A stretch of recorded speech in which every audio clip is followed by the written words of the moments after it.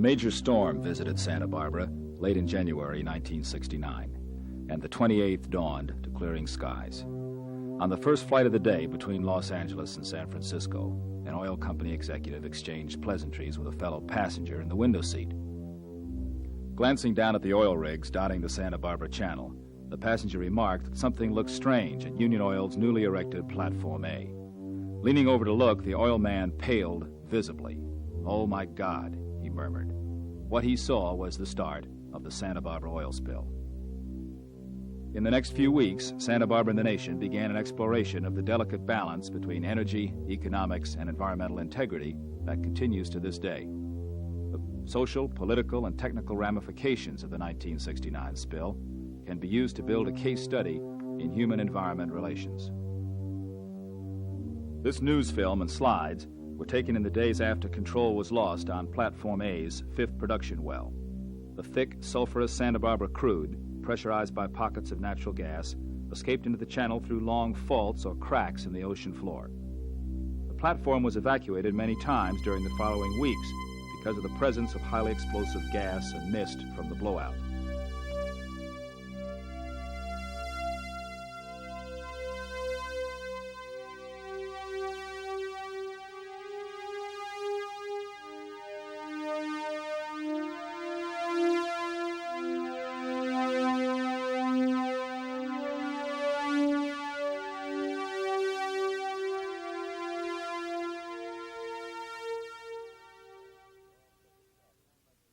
Lieutenant Brown, as far as the oil slick itself, how much more oil do we have off the Santa Barbara coast right now that may be moving this way? Our surveillance flight initially reports we have a slick that extends approximately a quarter of a mile offshore. How big an area is it covering now, this slick? At one time you were estimating some 200 square miles. How big does it go now? The size and area of the slick is difficult to determine at this time because it's become so patchy and thinned out, and the percent coverage is so minimal in most areas, it's almost impossible to estimate. Estimates ranging up to 50,000 barrels of oil, or 2.3 million gallons, gushed into the ocean during the first week and a half of the disaster. Efforts to stop the flow resulted in diminishing the leak to about 100 barrels per day.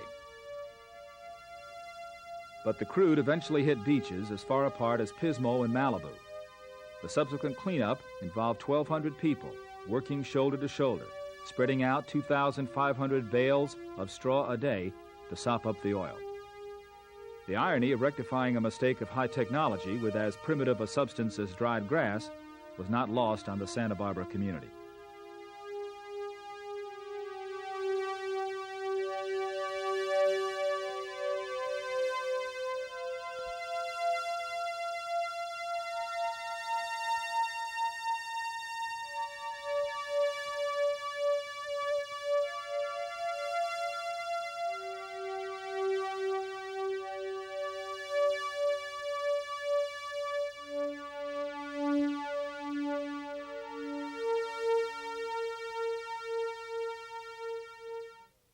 How bad is it, Mr. Sathry, as far as facilities at the harbor here and the yachts that are tied up in the other watercraft? Well, every one of them have been affected. They've all got oil on them. They all need to be cleaned, and there's a possibility some paint damage. All of our marinas, the facilities themselves, are coated with this thick, oozy oil, and it's going to take a long time to clean this mess up. Do you think the harbor will ever get back to its original state? Oh, I'm sure that it will be cleaned up eventually. Of course, they've got to stop that oil flow out there at the wells before there's much that can be done here.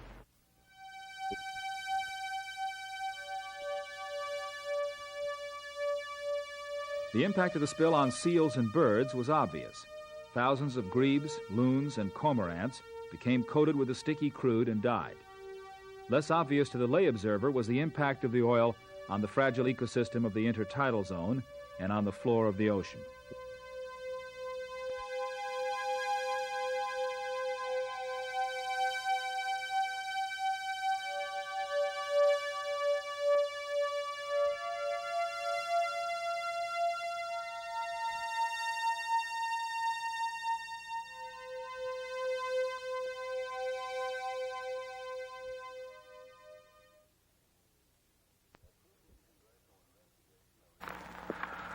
A sweeping congressional investigation of the unholy, unhealthy, undemocratic alliance between the Department of the Interior and the petroleum industry was called for last week by a leader of opposition to oil drilling in the Santa Barbara Channel.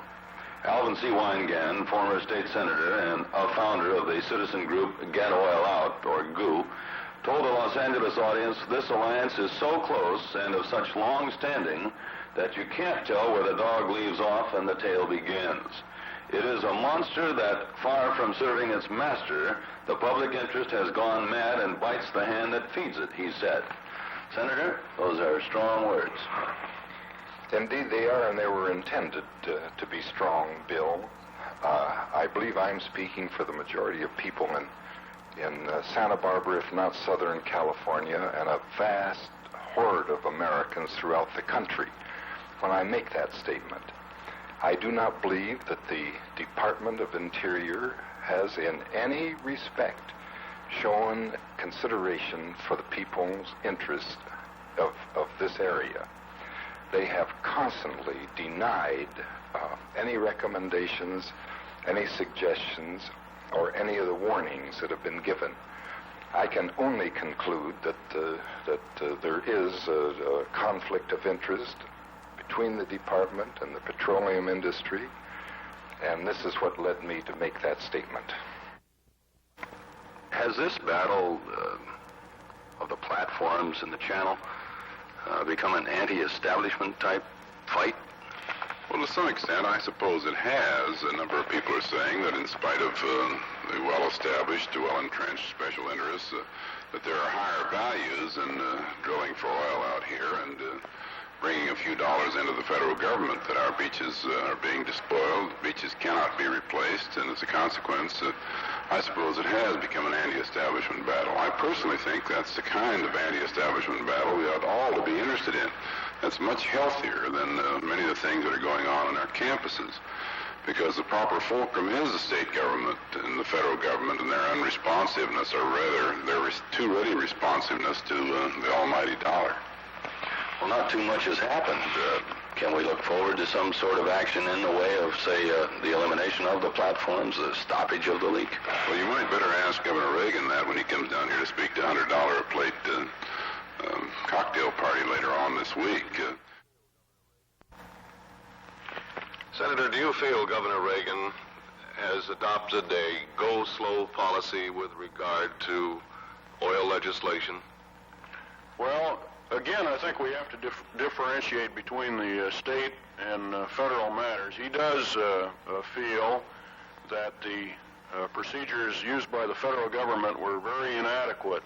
And as long ago as 2 years, he had asked the federal government to turn over to the state inspection and regulation of offshore drilling. And as it turns out, prophetically, perhaps this would have prevented what occurred, because the state regulations apparently are much more stringent than the federal, and had they been followed in that there's an additional casing requirement, perhaps this tragedy would not have occurred. But I think insofar as calling for a halt, a permanent halt to drilling in the state tidelands, he's waiting for a review by the State Lands Commission and so forth before making a final determination.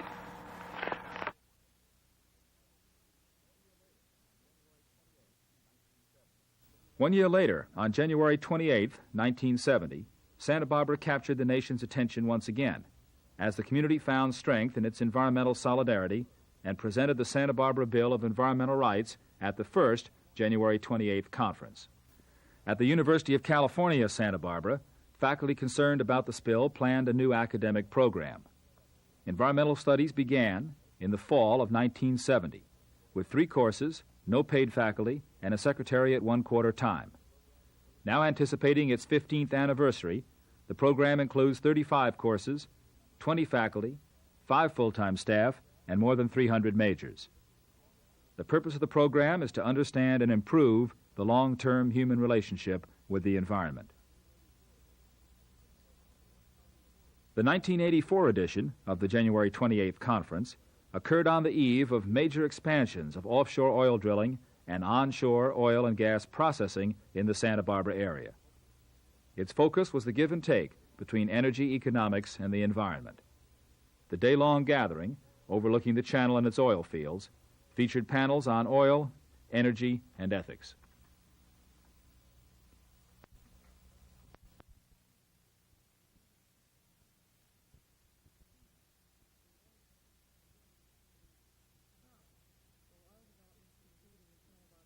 How will oil development proceed in the Santa Barbara Channel so that 15 years from now we will still have been able to retain some of the importance of our environmental quality, both for us here.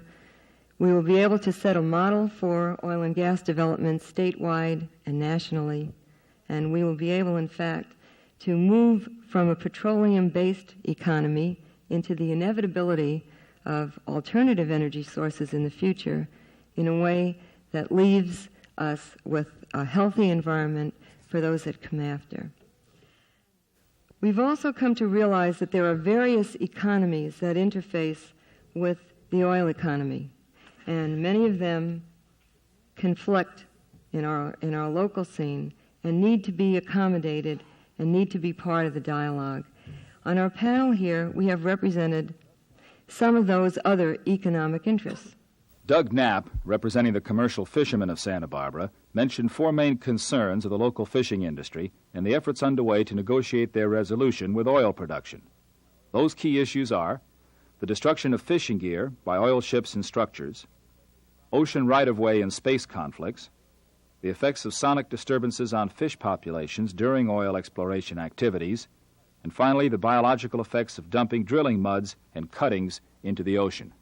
Another thing that the fishing industry had a concern about is the dumping of drill muds, which it's an issue which is so up in the air. I remember at the Coastal Commission hearing, the Coastal Commission staff said, well, we have a room full of information on this, stacks of literature, but it's divided 50-50 pro and con. So I believe this time they're still dumping drill muds out there in the channel, and they're considered too toxic to be dropped into a normal disposal area. It has to go to a toxic waste site on shore, so we find that's a little disconcerting that this issue really hasn't been solved to our satisfaction. It's still going on. It's an ongoing practice, and we feel that it's just contributing to the degradation of the water quality. The ocean waters represent the 100% environment of all those creatures out there, and their success in their life cycle is very dependent on the quality of the water. There's studies done on the East Coast that show that the health of the populations is directly related to the levels of pollution. I wanted to just point out that our nation produces or requires somewhere a little over 12 million barrels of oil a day.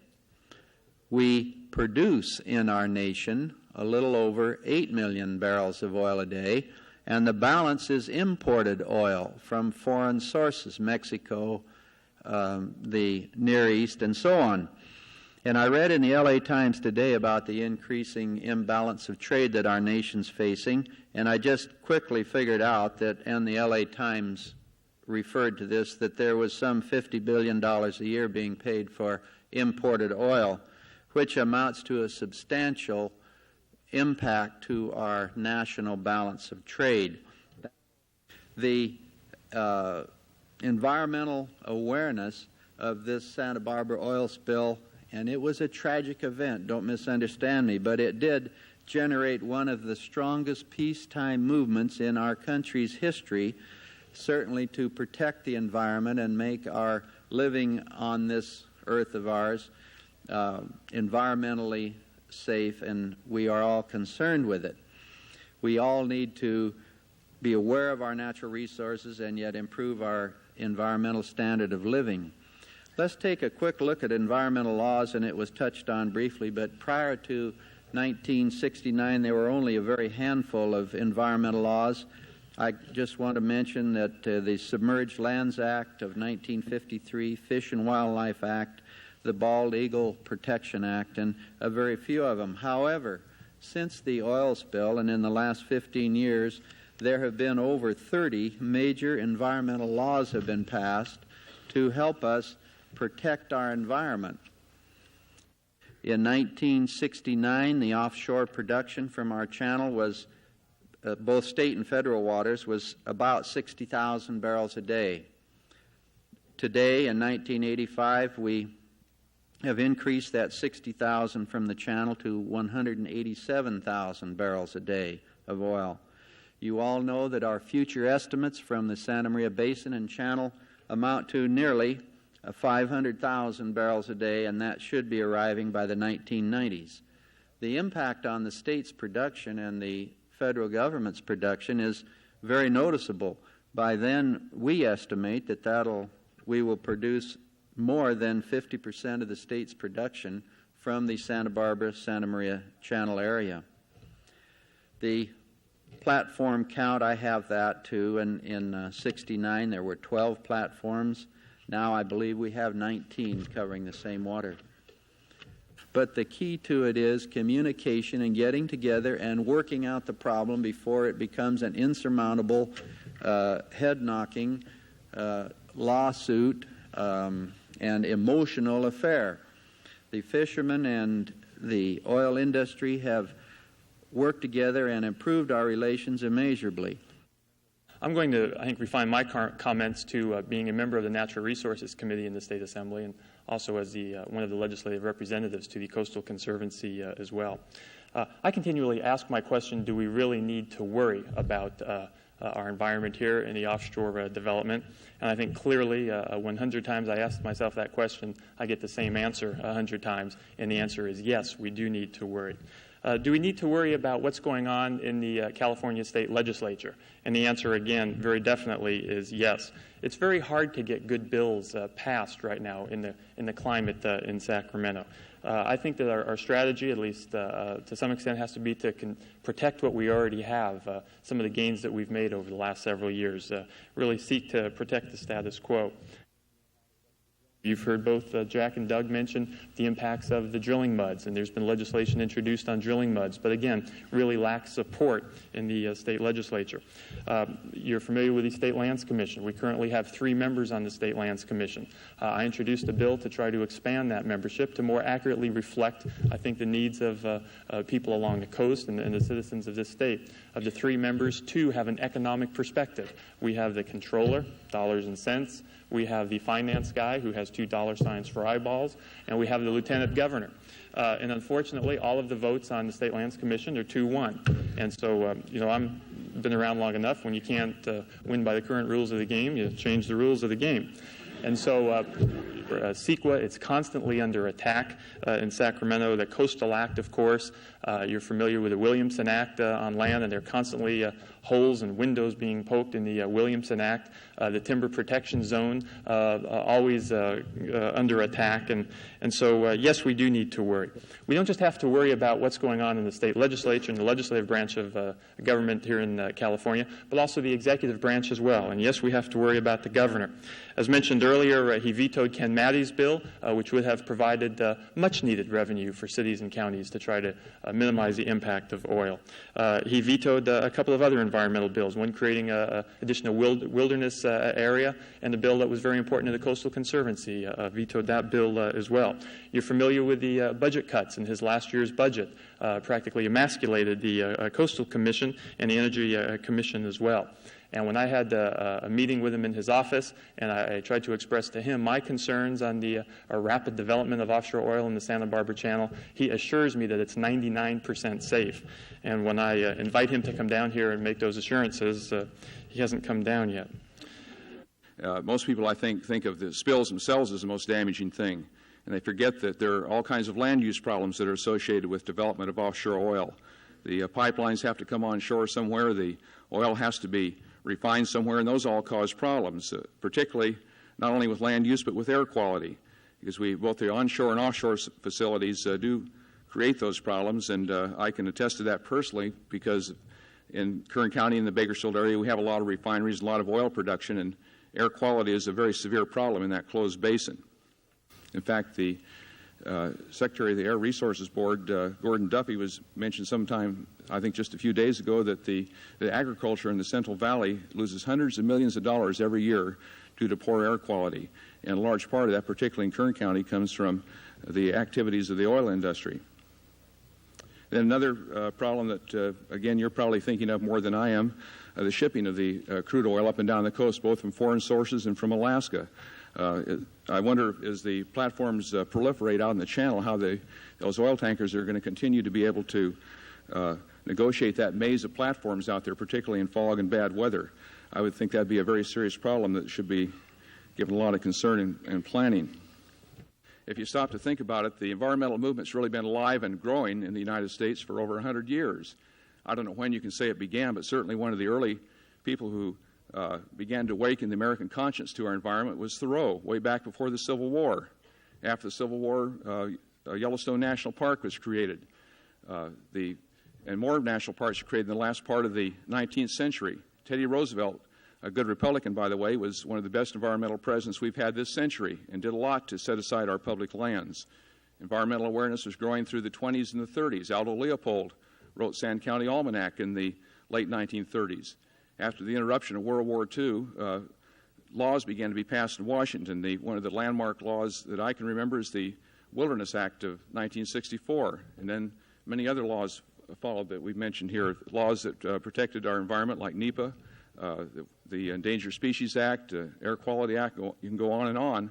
Those laws were passed not because the Sierra Club or some other environmental organization, as rich extremists out there, were lobbying Congress. They were passed because Congress knew that the public wanted those things, and it wasn't just a few extremists asking for them.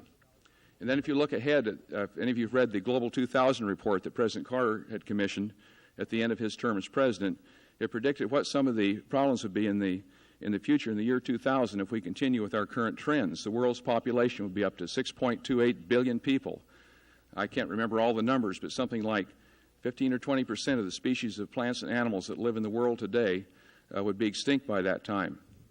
And that an area the size of the state of Maine was going out of agricultural production worldwide every year. An area half the size of California is being deforested worldwide every year. And those are things that can't go on forever without having to pay a really serious price. There are some lessons to be learned from the Santa Barbara blowout 15 years later. I think some of those lessons were learned then, some of those lessons we're still learning today. The first lesson that was learned in 1969 was that the development of oil and gas on the outer continental shelf is not a benign technology. There is still oil leaking from the seafloor near Platform A today. There are scientists who feel that the biological impacts in the Santa Barbara Channel can still be detected and measured. There are long-term effects from the release of oil into the marine environment. The dead birds have gone away, but there are still impacts. But each of you needs to realize that this is your future, this is your coastline, these are your decisions, and I hope that you will take them seriously. Thank you. I have just a statistical question for Mr. Hundley. You mentioned we had 12 platforms in 1969, 19 in 1984, and the production will be triple that in 1990, but you left out how many platforms will there be? How many can we expect? I wish I could answer that question for you. The number of platforms depends solely on the number of discoveries that are made. At the present time, the giant Hueso field off of Point Conception, there are 3 platforms scheduled for that, 3 additional platforms. Union Oil has an additional platform on the drawing boards, and in the permitting stages, we also have platform on our Kola Point. Given the rigs that you're mentioning might possibly occur, and then also with Exxon's project calling for another 4 right off of Gaviota to Higas, right off the bat, you're looking at 9 or 10 right there, not including anything that's going to happen further offshore.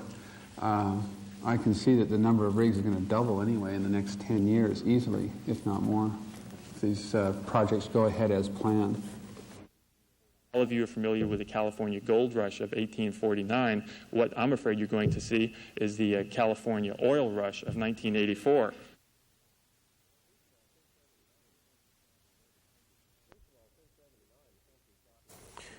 First of all, since '79, the country's gotten more than 100 times as much new energy from savings as from all net expansions of energy supply put together. Those millions of individual actions in the marketplace, many of you, no doubt, weatherizing your homes, getting more efficient cars, plugging steam leaks, whatever it is you did, have together provided more than 100 times as many additional BTUs net as all of the new oil and gas wells, coal mines, and power plants built in the same period. Moreover, since '79, we've had more new energy from sun, wind, water, and wood, the renewable sources, than we've had from oil, gas, coal, and uranium, or any of them.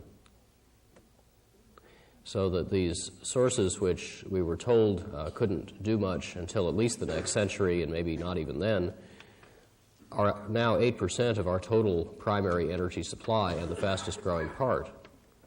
We're approaching now our millionth solar building, most of them passive, most of those made by fixing up existing buildings with greenhouses and the like. We've ordered, since '79, more new electric generating capacity from small hydro and wind power than from coal or nuclear plants or both, without even counting their cancellations. You know, there hasn't been a single big power plant ordered in this country since late '81, for very good economic reasons. Wood, which doesn't even show in the government energy statistics, is now delivering twice as much energy as nuclear power, which had a head start of 30 years and about $40 billion in direct federal subsidies. Wood came on in about 5 years with no subsidies. In other words, we're finding it is, in practice, not just in theory, a lot faster to do millions of small, simple things that are accessible to everybody than to build a few big multi-billion-dollar projects that are complex and take 10 years. And yet, even this remarkable progress, where, for example, we've already reduced in 10 years by a quarter the amount of energy it takes to make $1 of GNP, that remarkable progress barely scratches the surface of what is available and worth buying. There are, for example, cost-effective technologies now on the market which can roughly double the practical efficiency of industrial motors. That one saving would more than replace every reactor in the country, which can double the efficiency of jet aircraft, triple that of steel mills, quadruple that of household appliances or light bulbs, quintuple that of cars. If you're thinking about saving oil, you might like to know that even 3 years ago, Volkswagen had already tested an advanced diesel Rabbit that does 80 miles a gallon city and 100 highway without nearly pulling out all the stops that are technically available and worth doing. The best new buildings now require essentially no space conditioning energy. We even have technologies for fixing up many existing buildings nearly to that standard in a way that still saves money. So there's been an incredible technological revolution going on, and it is continuing. If anything, it's accelerating. Probably half the important energy-saving measures known today didn't even exist 2 years ago. And the consequence of adding up these kinds of available savings throughout a modern industrial economy is that even if you want to assume complete Los Angelesization of the planet with 5 cars and a boat and a helicopter in every garage, it's still very hard to figure out how we're going to need more energy in the future than we have needed now or recently. We now know that basic weatherization in this decade can save 5 Santa Barbara channels worth of oil capacity. That is some 2.5 million barrels a day. In the next decade, it can do the same all over again, another 2.5 million barrels a day. There's 10 Santa Barbara channels worth lurking in the stock of gas guzzlers, which could be scrapped and converted into efficient cars. That is, rather than investing in Arctic or indeed a lot of offshore oil and gas or in synthetic fuels, it would be cheaper to give you a free 40-plus mile a gallon car, provided you would scrap your automobile and get it forever off the road so nobody will ever drive it again. Or it would be worth paying you several $100s for every mile per gallon by which your new car improves on your old car which you scrap. In fact, even if Detroit spent 5 or 10 times what it would actually cost, if Detroit spent, say, $100 billion retooling to make promptly a 60-mile-a-gallon fleet instead of waiting 30 years to get there through umpteen generations of cars with very small improvements along the way. Even with that gigantic, implausible investment, if we spread it over the next new fleet of cars and light trucks, each one would cost almost $800 more on the sticker price. But you'd get that back at the present gasoline price in about 16 months. It really makes you wish we had an economically conservative administration. Now, another way of putting this is that just the two biggest oil-saving measures, stop living in sieves and stop driving Petropigs, could together more than eliminate all U.S. oil imports in this decade before a power plant or a synthetic fuel plant ordered now could deliver any energy whenever and at a tenth of its cost. And in case there are any wildcatters out there, let me put it in still a different way. I happen to know where in the United States there is a supergiant oil field fully equivalent to the biggest oil field in Saudi Arabia. This domestic all-American oil can be not just extracted but sustainably produced at more than 5 million barrels a day, and it'll cost only a few bucks a barrel. Anyone interested? The oil's under Detroit. I've just given you the economic equivalent of scrapping the gas guzzlers and substituting more efficient cars, which we already know how to make. Now, if you were Union Oil or Exxon, why would you want to go to awkward, environmentally sensitive places to drill for very expensive oil that might not even be there when you know there's all that cheap oil under Detroit? Or if you did go to the ends of the earth to find more expensive oil and somebody else found all that cheap oil under Detroit, wouldn't you feel sort of silly? That's the kind of competition we're seeing as a competitive market emerges for energy services. That is, you don't want oil, you want mobility, or comfort, or shaft power, or light. You want the tasks done that energy does for you. And you can choose whether to do those tasks by buying more fuels, by buying electricity, by buying renewable technologies, or by buying efficiency. Oil then does not just have to compete with gas or uranium. It has to compete with weather stripping, a very tough competitor. Back in 1977, I introduced a solar tax credit bill, and when I introduced it at the request of people in Isla Vista primarily, and the credit for this legislation goes to some people in the Isla Vista community associated with Sunray who brought this to my attention, who did an outstanding job of lobbying on behalf of the bill. In addition, Governor Jerry Brown, who is a favorite whipping boy for a lot of people in Sacramento today, if it were not for his leadership, enlightened leadership on this issue, we would have not had the leadership role in solar energy, I believe, that California has today. Once this legislation was enacted in our state, both the federal government and other states came to us to try and develop a similar kind of program. And as a result of what we did here in California, well over a majority of the states in the country now have tax credit provisions similar to ours. And in fact, when we were working, and I want to speak to this a little bit later, on the renewal of the solar tax credit legislation last year, one of the arguments that we were able to use is that if we did not renew this tax credit and if we did not maintain it, that we were going to be losing solar industries to other states that had as generous and in some instances perhaps more generous tax credits than we had in California. They had taken our model and had gone one better. Also, our legislation became a model for an energy conservation tax credit that was enacted in, I believe, 1979 or 1980. And as Amory made reference to the energy conservation savings, that has been reinforced by our energy tax credit legislation in California that was based upon the solar tax credit legislation. We've been told for years that none of these technologies will really do it. Solar isn't that big. It's not going to make that big a difference. Wind is nice, but you don't have wind every place. There's only a few places that have really good wind resources. Geothermal is probably excellent, but how many places can you actually develop geothermal? Cogeneration is very fine, but only have a limited number of cogeneration opportunities.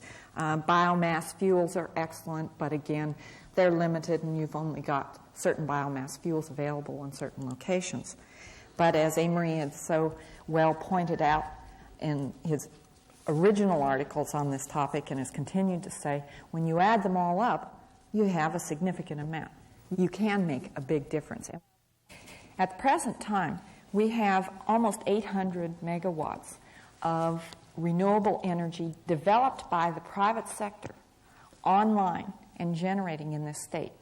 Now, this state has a peak demand, so that you have something to compare that to, of about 38,000 megawatts of peak demand. So that's about 2% of the electricity being generated in California is coming from privately produced energy from renewables and cogeneration. But in addition to that, we have 5,600 megawatts that are in some phase of final contract negotiation with California utilities, according to the California utilities' own records. That's approximately 14% of the generating capacity of this state, coming from renewables being developed by the private sector. Now, if you add into that the renewable energy technologies that are online and or coming online that the utilities are financing themselves, I believe we are in excess of 20% of California's electricity generation, either coming now from renewables or in the very near future. We absolutely need your support. We need support of the ratepayers and the taxpayers. If you don't want more nuclear power plants, if you don't want coal plants in California, if you don't want a lot more drilling platforms, you have to be for something. And you have to have a viable alternative, and you need to support that alternative with as much enthusiasm as you may oppose some of the other things that you really didn't want in place. We need to have you supporting the alternatives that we feel are a better alternative to the ones that we've turned down. But there's no such thing as a free lunch. Those alternatives are not going to be without blemishes. They are going to have warts here and there, and they are going to have problems in getting them in place. But if they're preferable to these other options that you have said you don't want, then we need your support to help get them there and to help make them work. What we're looking at is not just your bill, it's the whole allocation of capital in our society. And that goes to the point that the first speaker mentioned. I worked out recently that it can easily cost a nuclear utility more capital investment to build the system to run your electric baseboard heaters than it costs the contractor to build the entire house which contains those heaters. So that off-site utility investment costing more than the house is, of course, the competitor for the builder's next loan to build the house. Part of the reason we're seeing high interest rates is that we're still pouring of the order of $20 or $30 billion a year nationally down the rat hole of building power plants that we won't need and won't be able to pay for. Just a couple of years ago, we were spending 3 times as much money building reactors that, for the most part, will never be finished, economically should never be finished, than we were investing in the entire automobile industry. If we get serious about using energy in a way that saves money, there will be a national net saving over the next couple of decades of several trillion of today's dollars, and about 1 million jobs to go with it, just from doing the cheapest things first. And no matter what your social goals are, I don't understand how we're going to achieve very many of them without having the financial flexibility that comes from a saving of that magnitude.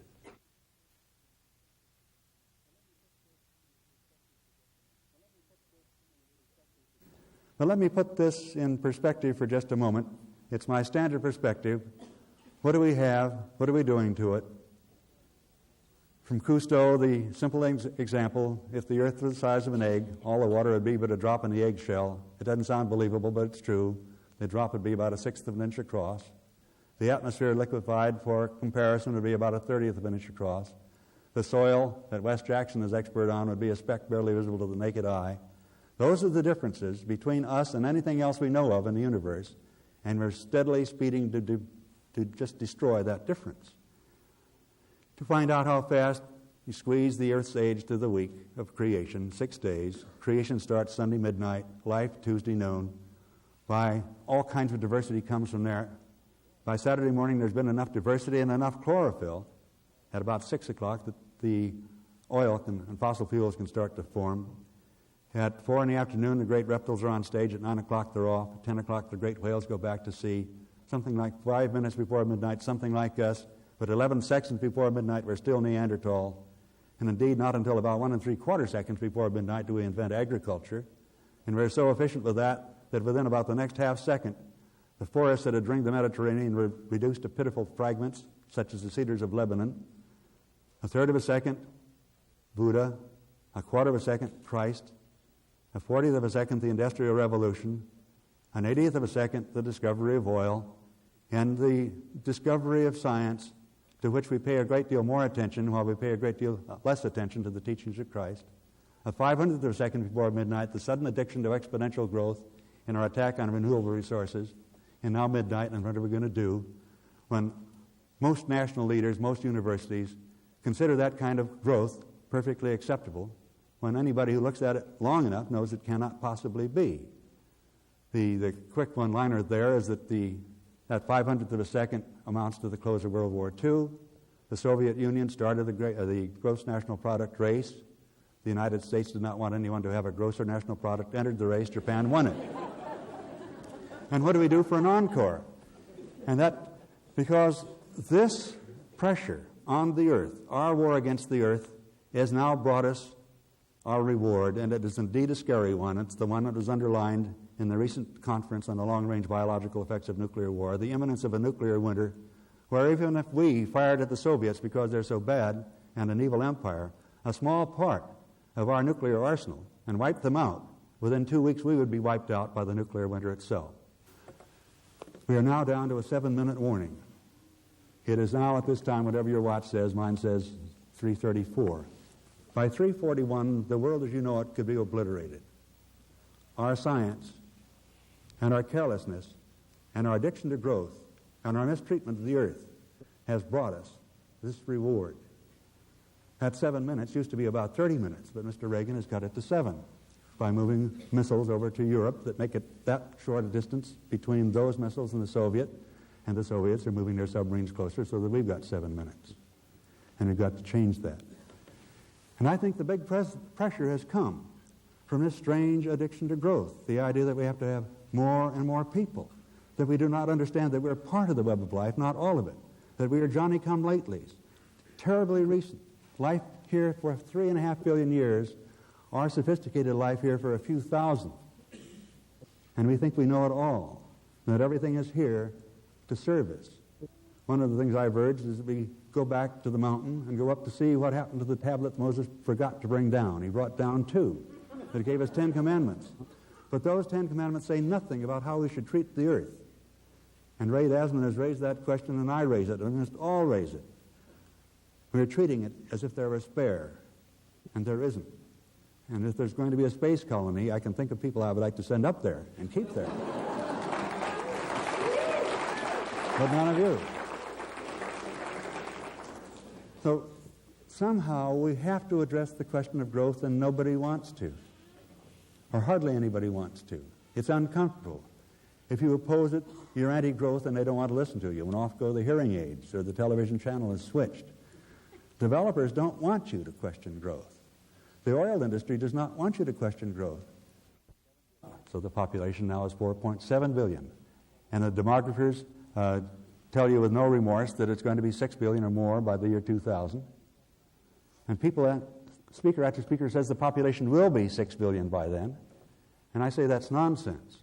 And it has to be nonsense because I don't think if we keep going up, over-jamming the earth with us at the expense of everything else, I don't think we're going to make the year 2000. We've already built too much tension around the world with what we've done already. Somebody mentioned fool's paradise. And I'd say that's about the standard of living we've been seeking and reveling in, our fool's paradise that Ronald Reagan celebrated in the State of the Union speech where he said the United States is standing tall. The United States is not quite standing tall, it's doing something else. It's the 5% of the world's population using 1/3 of the world's resources thinking that that may not be enough, wanting more, not realizing that 95% of the world's population is liking the United States less and less. Some of the nations thinking they cannot afford the United States anymore. And you see tensions building. You see armament building. You see this enormous contributions, just about to be $1 trillion a year worldwide on defense. And if you start making the linkages, you begin to see where this came from. And it came in no small part from this nation's desire to be so dominant that it wanted to use that much of everybody else's resources for its standard of living, for its fool's paradise, and expects the rest of the world to like it. And the rest of the world does not like it, and it cannot be expected to like it.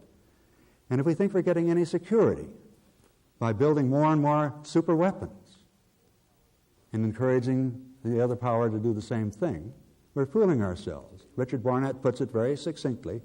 We do not increase our security by decreasing the security of our opponent. He has another one I like. We march toward annihilation under the banner of realism. We have some major changes in thinking to do. If we have any ethical obligation worth mentioning, it is this. It is to the hundreds of billions of people who have not yet been born, who deserve a chance to be, not too many at a time, who deserve a world as beautiful as ours, possibly more beautiful. And the ethics are this. The genes of those people are right here now in our custody. They're nowhere else. Nobody else can vote for them. And the oil companies are not voting for them. The ethics, we can build them up. One of the nice things to see is that there are a few radical doctors, now about 13,000 of them, who made up physicians for social responsibility. They've been followed by educators for social responsibility, planners and architects for social responsibility. Maybe we can try corporate executives for social responsibility.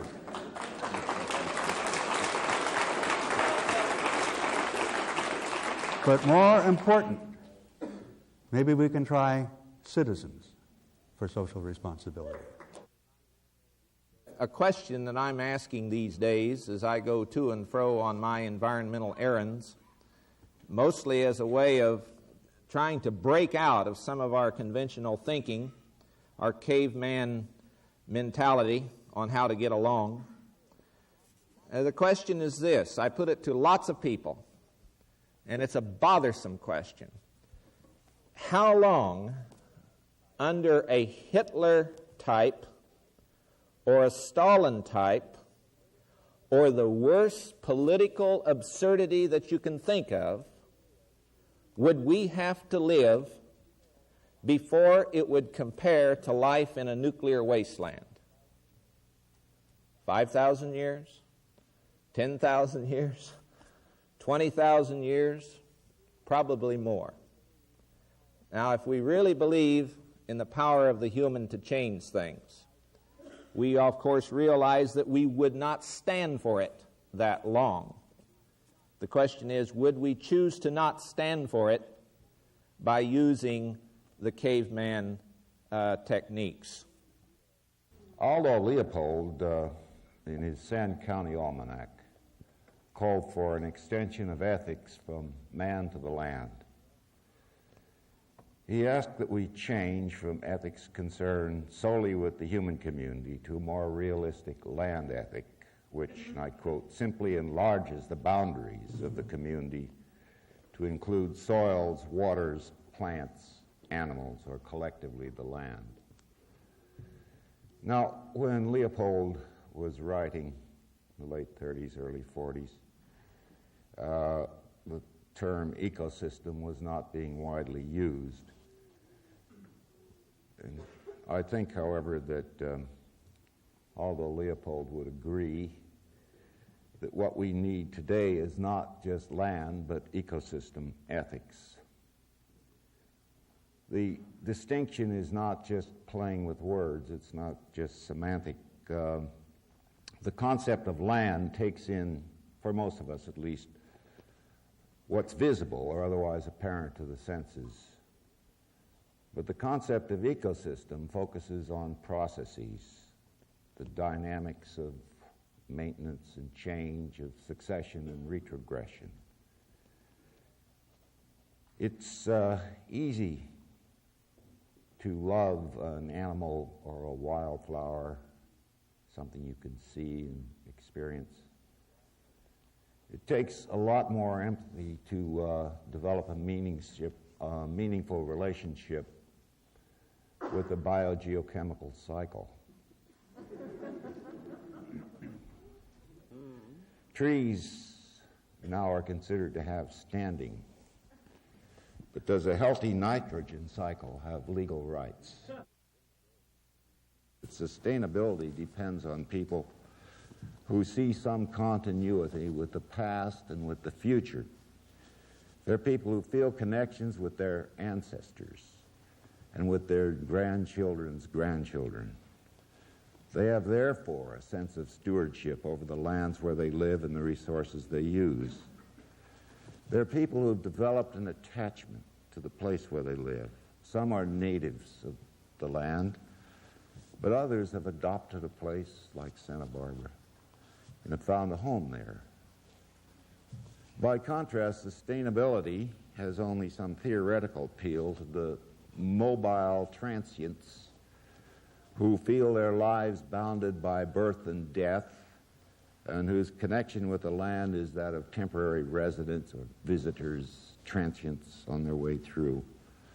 It's not my responsibility. I don't live here. They make a living from the land, but they don't live on the land. And I see little hope of changing the ethics of America if you take the whole big scene. I see great hope for developing ethics in place by people who live there, who feel for the land. It's been obvious listening to all of you today that Santa Barbarans can take care of Santa Barbara. You can develop your ethics here in place towards Santa Barbara. We'll worry about Santa Cruz up north. We may come down and give you a little advice now and then. But it's the first duty of all of us to come home, to find a place worth living for, and that's where I think ethics begins. I think we need some large vision which is positive that we can work toward. And recently with some friends I was thinking maybe we should start something called Celebration 2000, a kind of Olympic game type celebration that we got to the year 2000.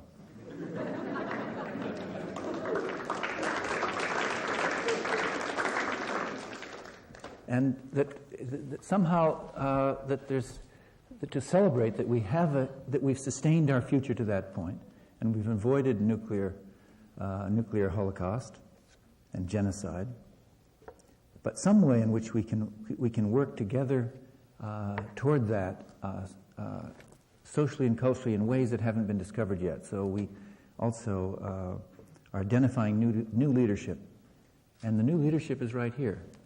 You first have to convince your neighbor.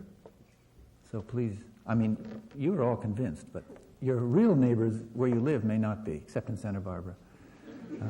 So please convince your neighbors. Thank you. It seems to me that the sort of environmentalism that we've been talking about is mandated by justice. And if we ignore this mandate, injustice, then it seems to me that we ignore the very foundation of the rights and freedoms that we've fought for in this country for 200 years. We're just a little bit mixed up about what Americanism means. Most Americans, I think, don't see environmentalism as mandated by justice because we're really blind to the latest form of discrimination. The latest form of discrimination is environmental. The newest minority is geographical. I think what we have to do is to push a concept of amenity rights in our legislatures and perhaps even have a constitutional amendment.